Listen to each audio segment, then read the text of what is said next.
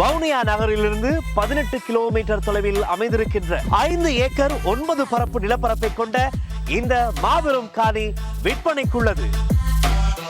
வணக்கம். மற்றொரு காணொலியூடாக சந்தித்திருக்கின்றோம். அண்மைய நாட்களாகவும் சரி இன்றும் சரி பேசுபொருளாக இருக்கின்ற ஒரு விடயம் இந்த காவல்துறை மா அதிபர் தென்னகோன் சார்ந்து இருக்கக்கூடிய பிரச்சனைகள், அவருடைய நீதிமன்ற வழக்கு எப்படி செல்லுகின்றது, அவருடைய விசாரணைகள் எப்படி சென்று கொண்டிருக்கின்றது என்பது சார்ந்து பேசுபொருளாக இருக்கின்றது.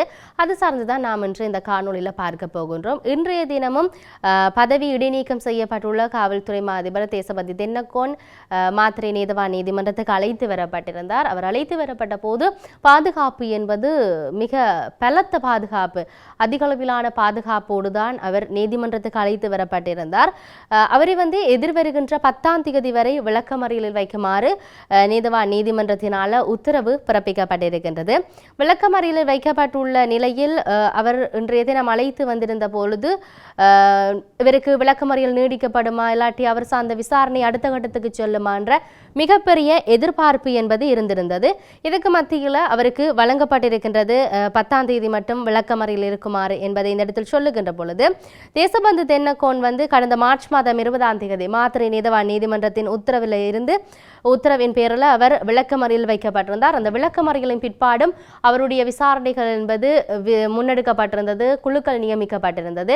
அவரை நீதிமன்றத்தின் முன் சமர்ப்பிக்குமாறு இல்லாட்டி கொண்டு சேர்க்குமாறு பிடியாணை பிறப்பிக்குமாறு அங்கு உத்தரவு போடப்பட்டிருந்த அந்த பின்னணியின் பின் அவர் காணாமல் அங்கு தலைமறைவாகி இருந்தார். அதன் பிற்படு தானே சரணடைந்த நிலை, அதாவது மார்ச் மாதம் 19ஆம் தேதி மாத்திரை நீதவான் நீதிமன்றத்தில் அவர் சரணடைந்திருந்த சம்பவங்கள் எல்லாம் பதிவாகி இருந்தது. இவருடைய வழக்கு என்பது எல்லோருக்கும் தெரியும். கடந்த 2023ஆம் ஆண்டு டிசம்பர் மாதம் 31ஆம் தேதி மாத்திரை வெலிக்கமையில் இருக்கக்கூடிய விடுதி ஒன்றில் நடந்த துப்பாக்கிச் சூட்டு சம்பவத்தின் கொலை செய்ய சதித்திட்டம் தீட்டிய குற்றச்சாட்டின் பேரில் இவர் கைது செய்யப்பட்டிருந்தாலும் அதன் பிற்பாடு அவருடைய விசாரணைகளை முன்னெடுக்கின்ற பொழுது இன்னும் பல குற்றச்சாட்டுகள் முன்வைக்கப்பட்டிருந்தது.